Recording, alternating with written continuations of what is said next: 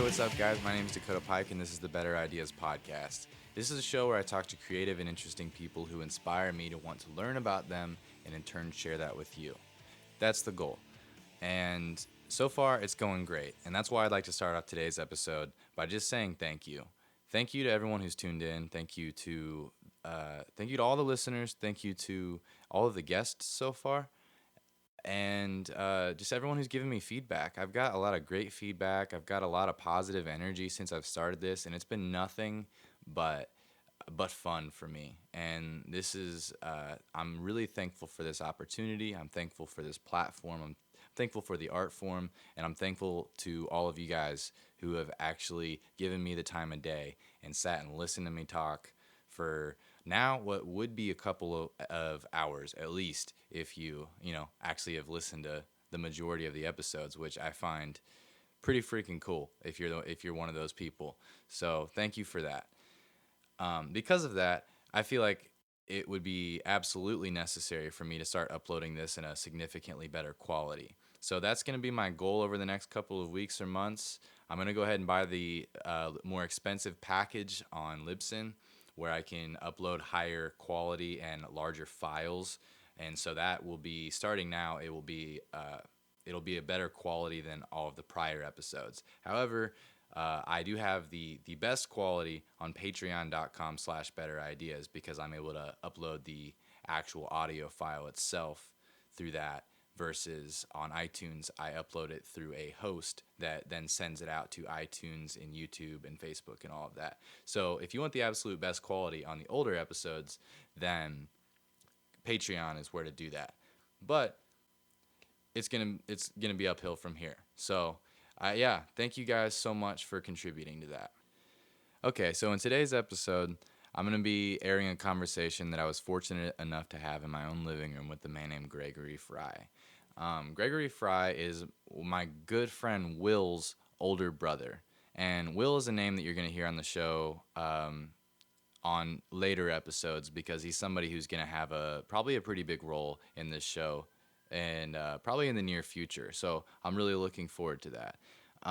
But Gregory is the executive editor at a company called Greenflower Media. It's based out of California, and they are a global publication concerning all things cannabis. And one of the coolest parts about it is that he doesn't even live in California. He lives in Greece.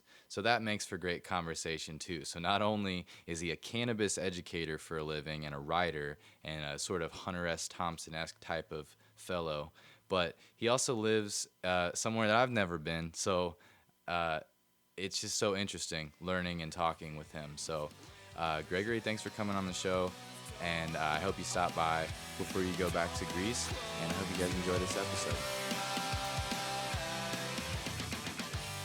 Yeah, well, my name's Gregory Frye, and I work in cannabis education. I work with a company called Greenflower Media, and we have developed the definitive global platform for cannabis education. Wow, So it's a okay. pretty And cool you do gig. that in Greece mostly? Well, I work virtually. The company's based in California, so I've been living in Greece for like the past decade. Okay. Got the job from there and helped build this company up, and pretty much all day, every day I write about, read about, and talk about cannabis. Okay. And it just finished writing a book called The Beginner's Guide to Cannabis and Pain. Cannabis and paint? Pain. Pain. Yeah, like Oh, chronic okay. pain. Okay, so like, is that about like its medicinal properties, or like? Yeah, how to get the Okay. maximum amount of benefits out of it for anybody who's in pain, is new to it, doesn't really know a lot about it. There's a lot of people. It's like the number one reason why people use cannabis. All right, so I want to start from the beginning though, because I know, like I said, barely anything about you. All I know is that you're my friend's brother who's been like gone the entire time that I've known Will. Yeah. Sorry. That's all good. Will. I won't use your last name, but That's fine. my friend Will. And so yeah, you're kind of like this like hero archetype, I guess. Like I've just heard that you've been like running all over the world. You're a journalist, right? What's one of the things they do? Okay. So your position is with that writing for Cannabis, right? Well, I'm the executive online editor with Green Flower. So Okay, Green Flower Media. yeah, so I manage the blog, and I just wrote the book for them, and I write scripts for them, and help with marketing ideas and some other executive stuff, behind the scenes executive stuff with them. Okay, and then this started from journalism initially, or Yeah, that's what you went to school for, right? I went to school to be a writer, and Okay. I knew at first it was really novels that I was interested in, but there was always this pull with journalism too. And after I graduated from college in Rockhurst in Kansas City, I started working with an Army newspaper in Kentucky, and it was the top Army newspaper in the world at the time. Wrote articles about everything, learned how to interview people, and got to tell these stories. It was an amazing 2 years. I interviewed like 900 people in 2 years. Dang. What was that like? Amazing. At first, I was a little intimidated going into the interview process. Naturally, I mean, you're going into a person's place of work or their home, and you have to get them talking about their story or whatever the article is about. And so you really got to go in there and make them feel comfortable, because there's a stereotype against reporters. For a lot of people have a stigma against reporters. Mm-hmm. So so I really learned how to interview people and establish rapport and write a good story. And I got a job offer to work with the U.S. government, basically like PR for the government. Would have been like an internship in the Pentagon, making $100,000 a year, and I turned it all down to move to Greece and write novels and explore the relationship with this girl over there. Huh. And my grandfather was already living there, so it wasn't too far of a jump for me, but it was intense. I turned down that job, sold my car, quit my newspaper job, gave away all my shit, and made the jump. And I thought I'd only be there for a year. And you've been there for 10? Yeah, I stayed there 9 years. I got married after the first year. Had a kid after like the 4th year or something. Yeah, and I could. There's so many different things we could go into that I was doing while I was in Greece. I want to know what your guys' life was like growing up. Uh-huh. Yeah, you guys are just a super interesting family in general. And, like, I only know what little bit. I've known Will since 7th grade. I feel like our age difference plays a lot into it, though. Like, he was looking at it from a completely different perspective. Sure, and it's something that he and I haven't even really talked about because I've been away for so long. Yeah. I mean, did you guys ever live in the same house for very long, or? Yeah. I moved out when he was. I moved out to go to Rockhurst in 2004 when you were like 10. Holy shit. Yeah, 4th grade? Something like that? Okay, that's when I moved to the dorms. I did my last 2 years of college in the dorms. And you didn't really see a lot of me then, maybe just some weekends. And then after that, I moved to Tennessee, then I moved to Greece. So basically I left the house when he was 10. Mm-hmm. And we didn't really see a whole lot of each other after that. Every time he'd come back to visit, it was kind of like having to reintroduce ourselves in a way, I guess. Like, I think the last time you saw me was 7 years ago or so. So I was like, what, 15, 16 at the time? Yeah, and we had a good, we connected then. Yeah. We had some good talks, and then went back to Greece and then returned to this part of the country for 7 years. Dang.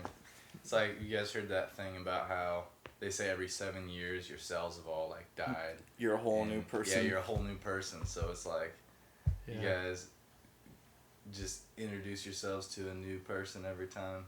I feel like it always makes for the best stories, though. I would imagine. You guys have a lot to talk about after living in Greece for Yeah. 9 years. A lot more to talk about compared to if we saw each other every day for the past 9 years. Right. Mm-hmm. Then it would mostly be just like stupid shit. We get down to the we'd core probably- of who we are through we'd our probably- conversation. We'd probably take each other for granted a lot more. You know? Yeah. So a lot Cool, of so- catching up to do. Okay, so you took this job in Kentucky, you said? Or Yeah. Tennessee? I was living Which in one? Tennessee, working in Kentucky. Oh, okay.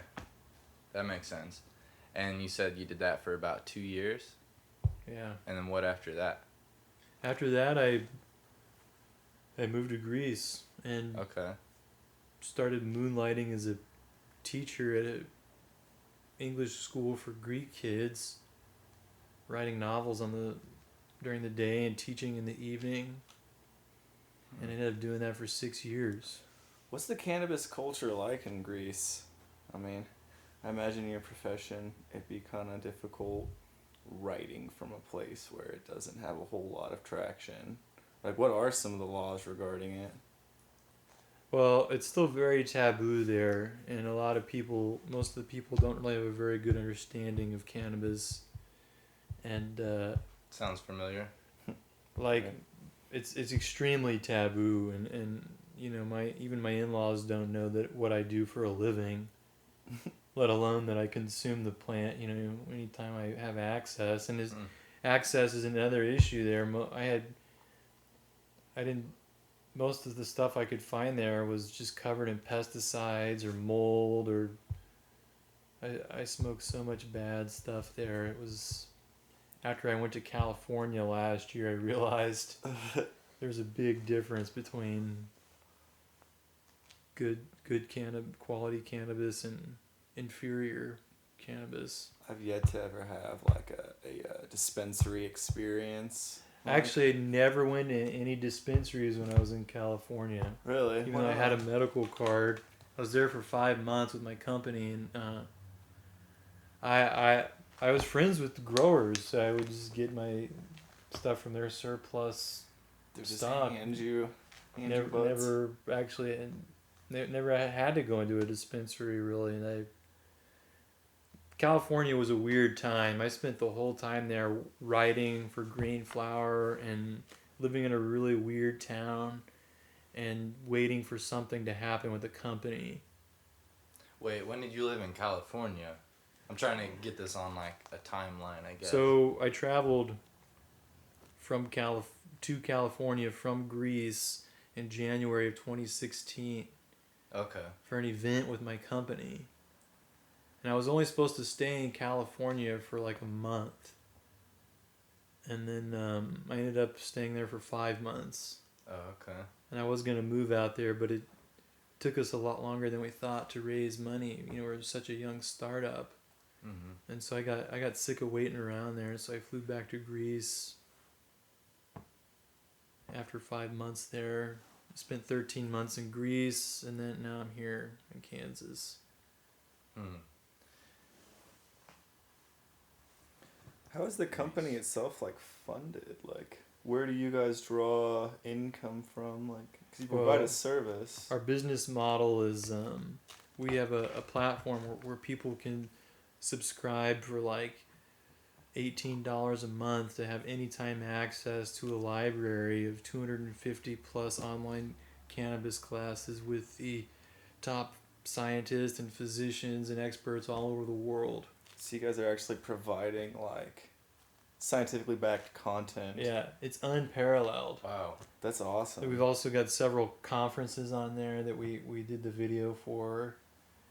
And it's literally 250 plus hours of It's like cannabis college. the top experts in the world. Nobody's ever done this with cannabis before. So you're kind of creating like a knowledge bank of cannabis knowledge or information It's and like science. the definitive platform for cannabis education. And we're also, we educate people about how to grow cannabis, how to get the medicinal benefits. We educate people on responsible use, how to get using it for creativity. You name it, just activism stuff. We got a class on how to organize a cannabis education event for your local community. That is cool. It reminds me of have you heard of MAPS, that Multidisciplinary Association of Psychedelic Substances? Oh yeah. Yeah, they're doing a lot of that, like, kind of leading work on psychedelic studies and things like that. And I don't know, it sounds really similar to kind of what you guys are doing, only more, you guys are more focused on the cannabis aspect of it. Right. But that's cool. I think that's, like, really just important work in general, because someone needs to be doing it, especially because we're, in the process of kind of making that change to make it legal. Brave new world. Yeah, it's definitely, I feel like, important to have companies like that. We're helping to legitimize the plant and destigmatize. We're creating content to reach people who don't know anything about it yet, or people who maybe have used it their whole lives but they want to get a little more serious about how to get the benefits.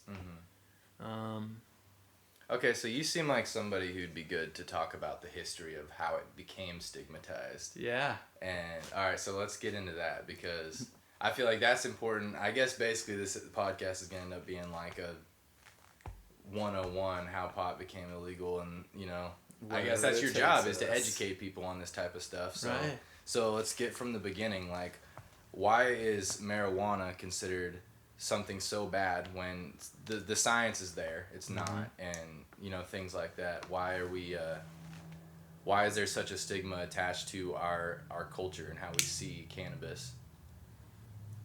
Well, cannabis first became prohibited in 1937.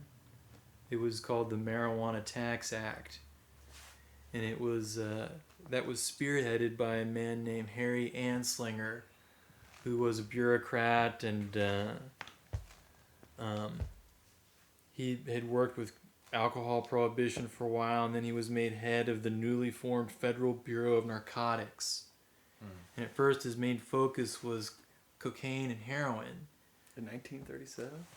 And this was in the early to mid 30s. Okay. But there wasn't enough issue with cocaine and heroin, so he saw an opportunity to demonize cannabis and build it up as this bad thing. And he had a lot of racism in his rhetoric too. He would talk about how it makes, quote, darkies feel like they're white men.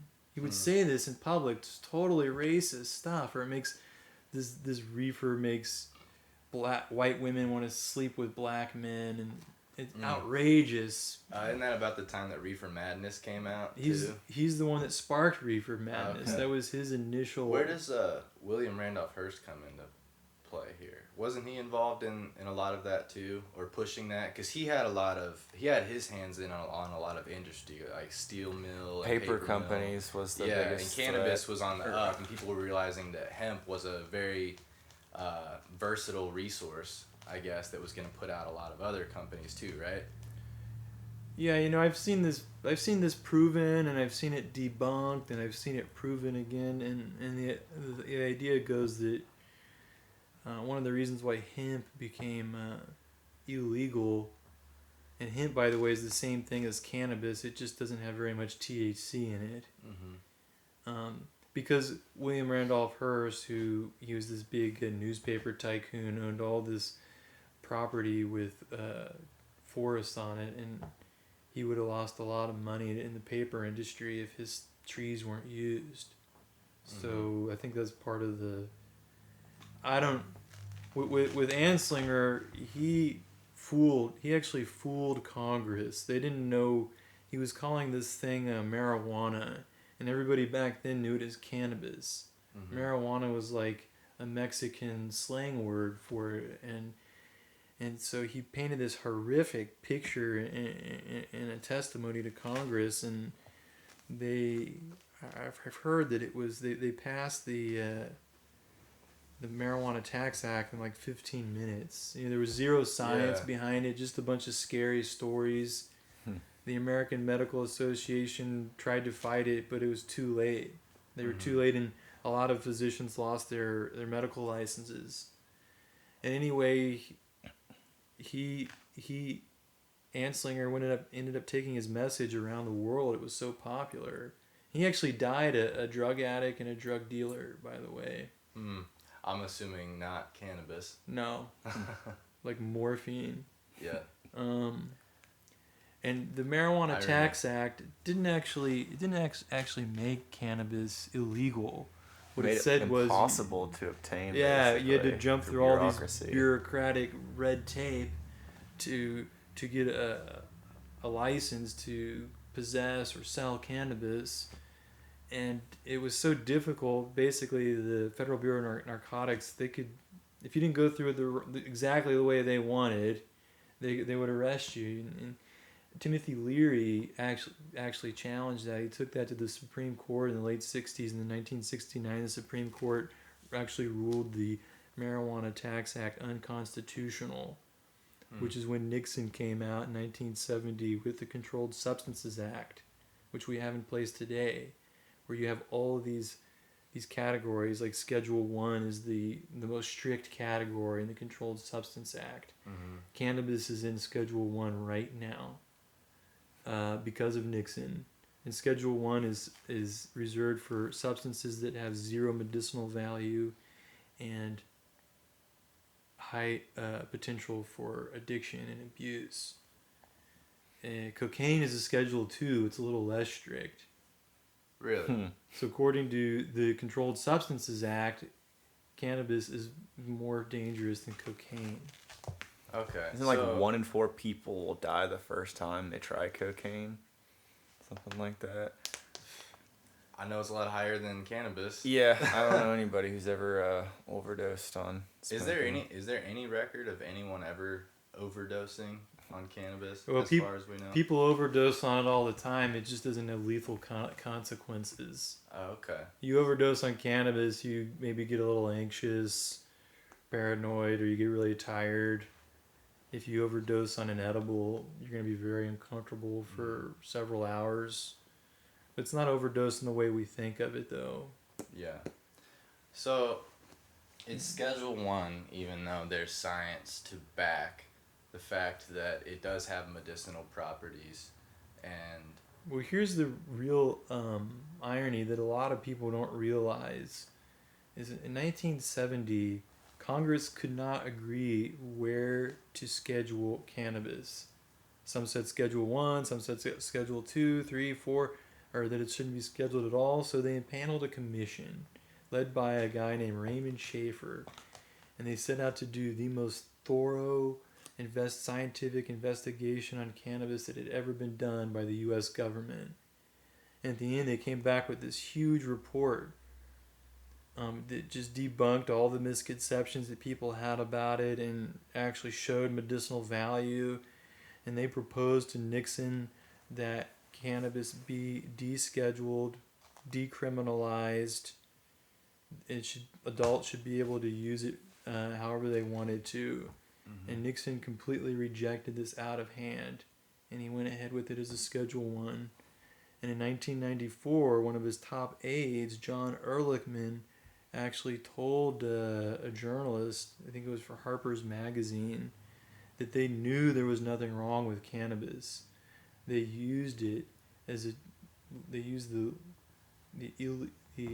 law, making a law against cannabis so they could control Nixon's enemies, the anti-war movement and African Americans. And ever since then, every administration, I mean, that was really the beginning of the war on drugs as we know it.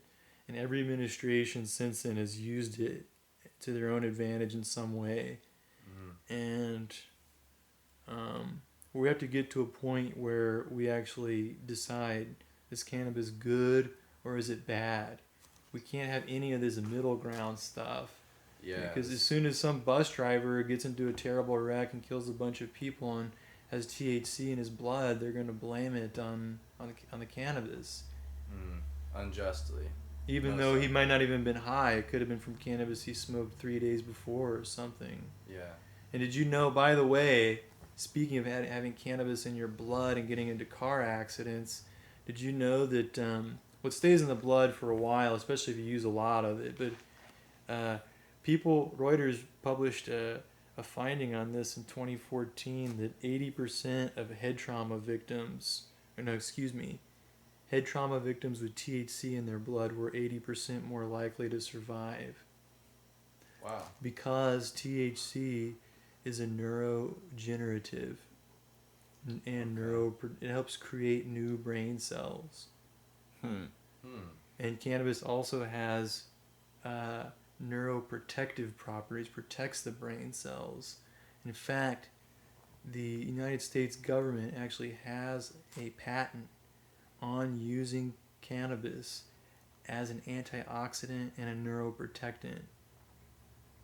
So they own the rights to use it for that, then, basically. Right, which is very hypocritical. Wow.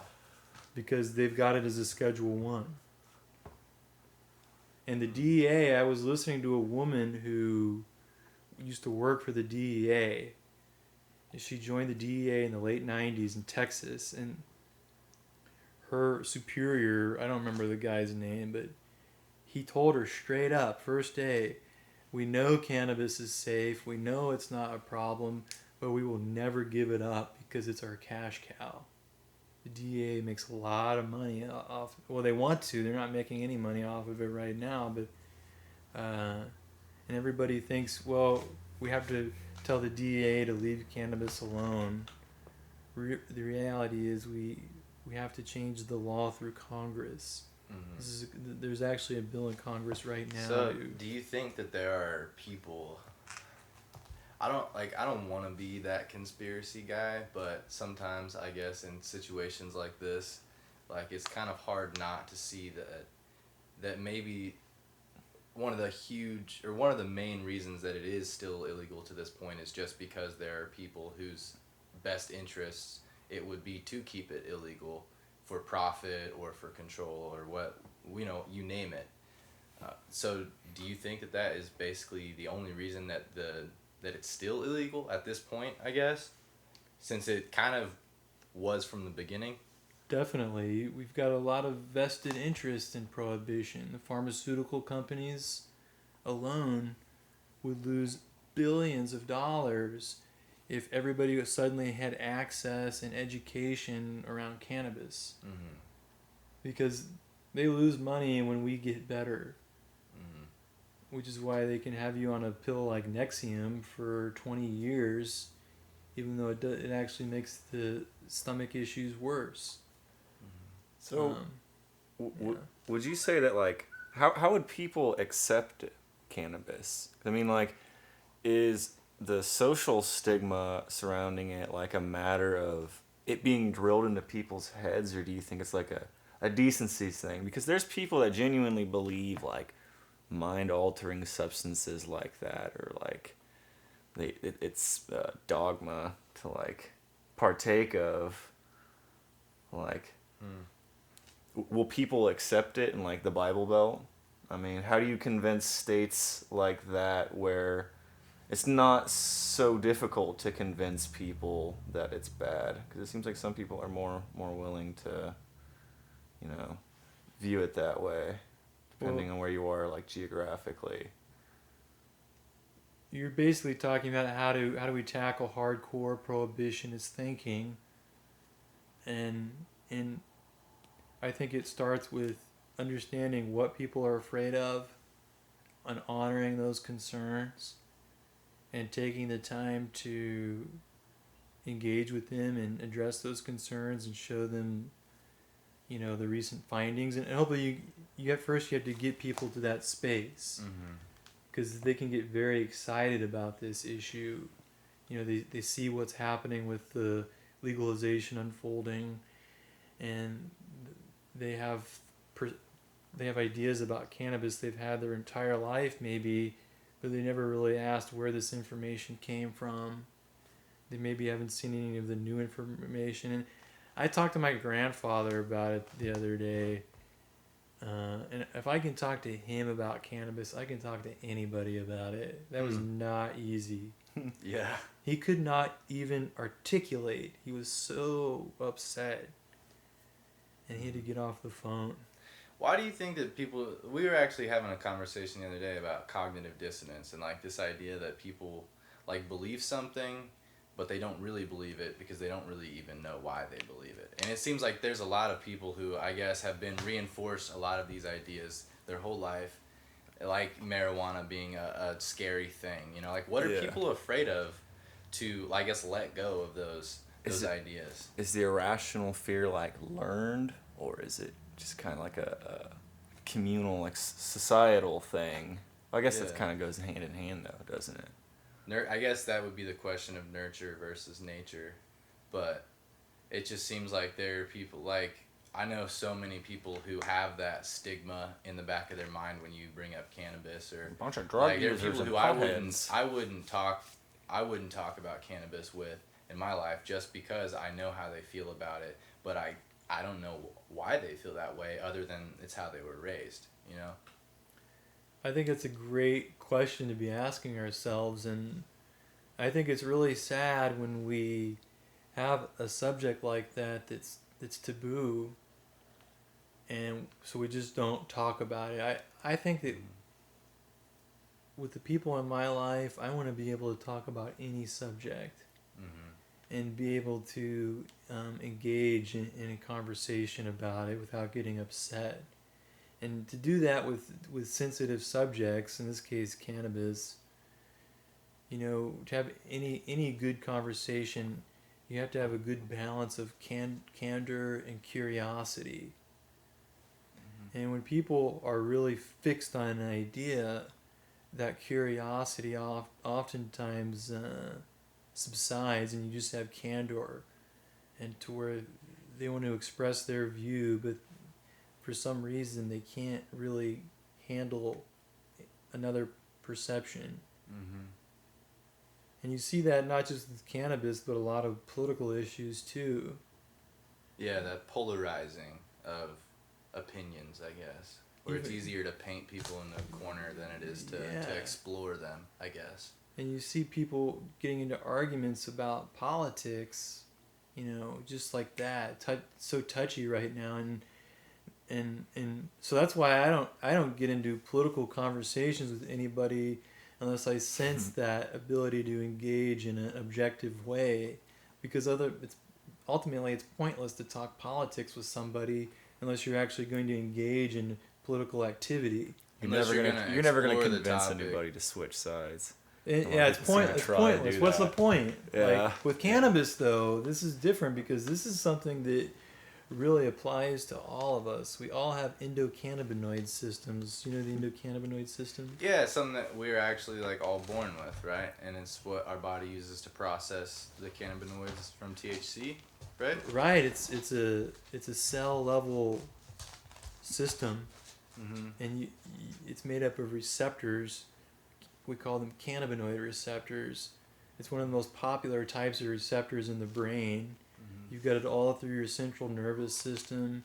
You have cannabinoid receptors in your skin, your bones, your organs, your eyes. And this system works to help balance almost every metabolic process. Everything from fertility to pain management to emotion, appetite. And so just like your liver is there to process things like sugars and alcohols and things like that, our body has organs that are there in place strictly just for processing cannabis.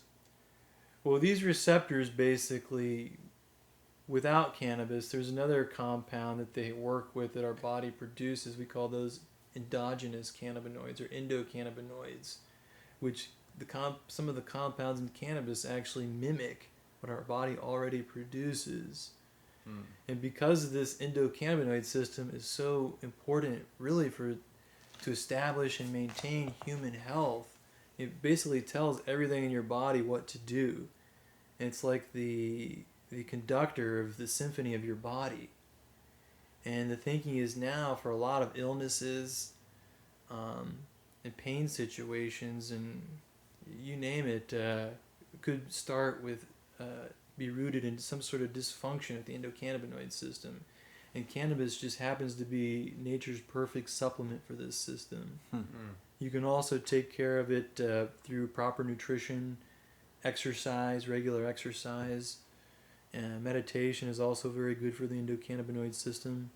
And the sad thing is, it's this extremely important system in the body, discovered in the late 80s and early 90s, and they really don't teach it in most medical schools.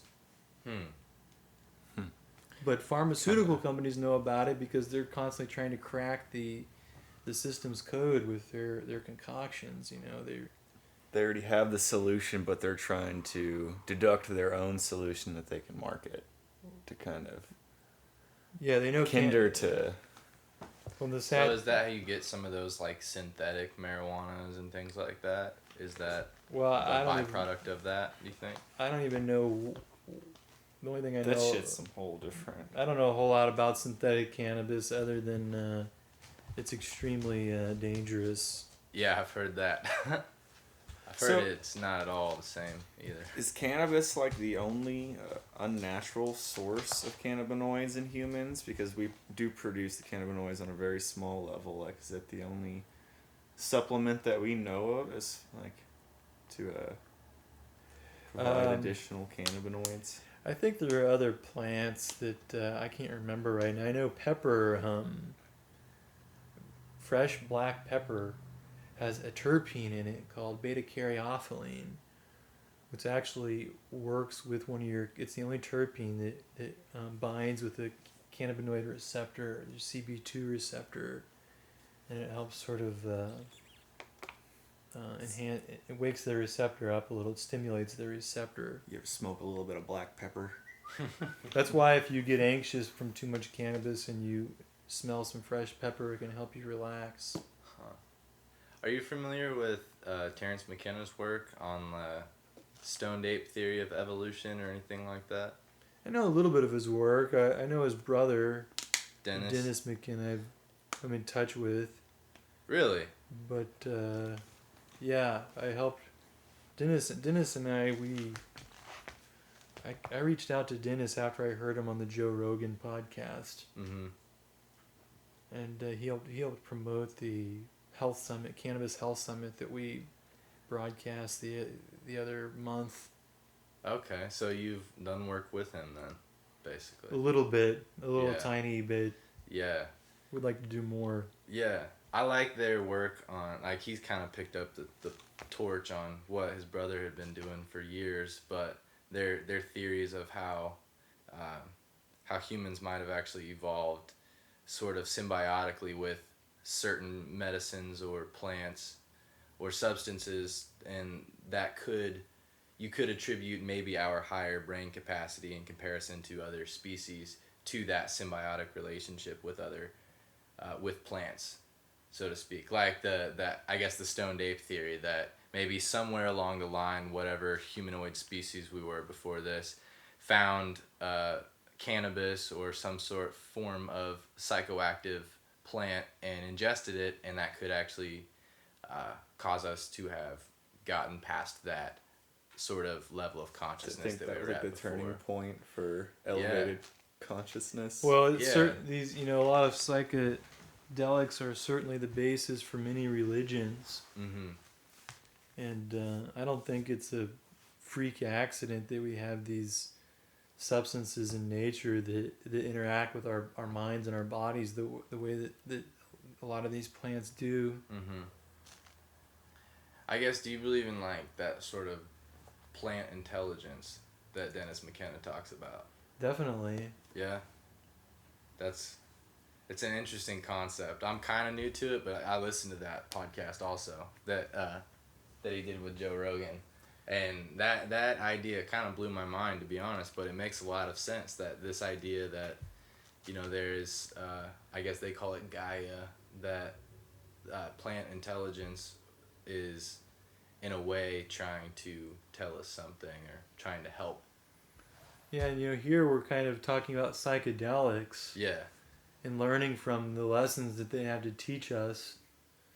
and I definitely want to experiment more with that. But you also made me think of the fact that one thing that I've been meditating on a lot lately is food. The Hippocratic quote: "Food is thy medicine." Mm-hmm. And so a lot of the physical and psychological challenges we face a lot of times can be addressed with food, eating the Mm-hmm. right foods. And I think that's another example of how the further we get away from nature, the harder it is on our bodies. Mm-hmm. Because we're talking about many millennia of evolution, us growing up alongside these plants. It's like, think about it like this, just using cannabis as an example. This is a plant that we grew up with as a species. Mm-hmm. And then all of a sudden, in the 1930s, they take it away. And all of a sudden, we're like light years behind in our cannabis technology. If this plant were discovered today, it would be hailed as one of the most amazing discoveries. It's like an alien. And yeah. So it's like we evolved symbiotically with these species, and then all of a sudden we it's like we think that we outgrew it. So in the 1930s, we think like, oh, man can do better, and then we prohibit it. And I'm not sure if our country would even be the same if that never happened. Like I truly think that that's created some of the social issues that we have. It seems kind of polarized. Like there seems to be a subsets of people. Like if you believe in cannabis, you're on one side with this whole group of issues, and if you don't support cannabis, then you obviously belong on this side of all these issues. Mm-hmm. Like it's become almost like part of an identity, almost like stoner culture in itself. An ideology. Yeah. Yeah. Do you think that everything turns into that eventually? It's like this. It's like phases of consciousness almost, where everything eventually becomes stigmatized and gets turned into something that it's almost not. It's like that's our favorite thing to do, especially in 2017, and the internet kind of helps us do that. But our favorite thing to do is isolate ourselves in these little echo chambers of ideas that reinforce what we already believe, and just to pattern recognize. We have this linear way of looking at the world, and everything is a pattern. And if we can't get it to fit into that pattern, then we kind of force it to. And it's like everyone does that with cannabis culture, is that it's easier to paint an entire group of people because of one substance, is they're that way. They're just a bunch of stoners, or they're criminals, or whatever, than it is to... Well, there's part of what you're describing is this era of very rigid pinhole thinking, where Mm-hmm. people are really kind of fixated on their own narrative, or whatever narrative is going on in their head. And it's hard for them to see beyond that. It's hard for them to engage in reflection. It's hard for them to engage in epiphany or self-correction. And they're just kind of going with blinders on. A lot of people are like this, and I don't think it's anything new. And you know what? Cannabis isn't anything new either. Humankind has been using this plant for at least 10,000 years. And I believe that it can heal society. It can heal like a lot of our biggest pain points, not only in terms of personal health, but also mental and spiritual health. And the book of Revelations in the Bible talks about a plant for the healing of the nations. And cannabis really seems to fit that. When I think it could. The definition of health is when your present and your future and you are aligned with your mind, body, and spirit. And mind, body, and spirit are all, we talk about those as three different things, but really they're all one thing. And if one goes down, the other two aren't going to necessarily be in such a good place. And I think using cannabis correctly can help fine tune all three of those areas for sure. Using it correctly. Okay. So you believe that it's just a tool like anything else, I guess. I think it's a tool, and for a lot of people it's a sacrament.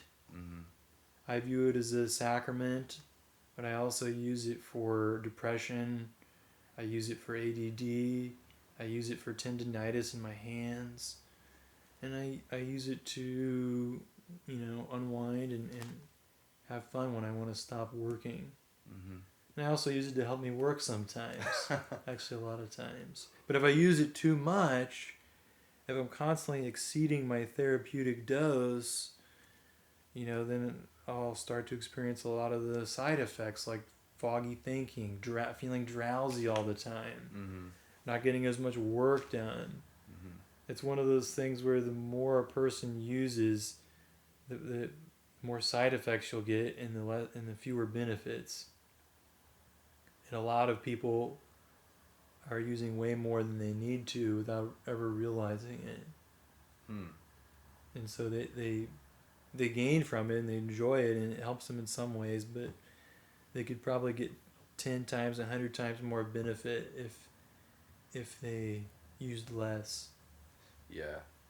Well, and if we had proper education on things like this, then that wouldn't be as much of an issue.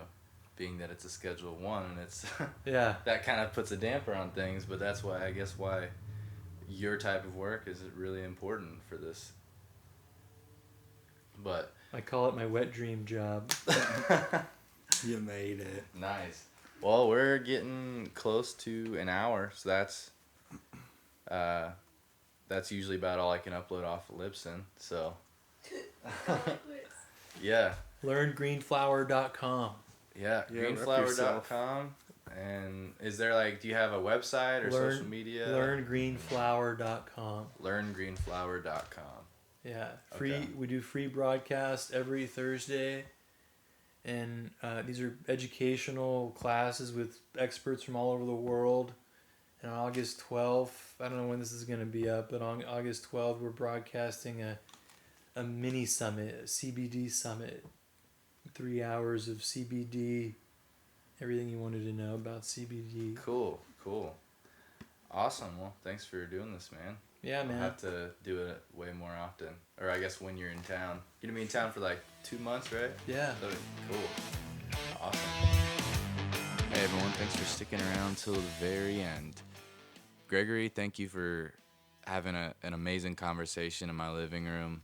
Thank you to all of the listeners who have contributed thus far. And if you would like to become someone who is contributing, you can do that just by a like, share, or review on iTunes, especially a review. I don't know if I've got any of those yet, so I'm curious to see what that does.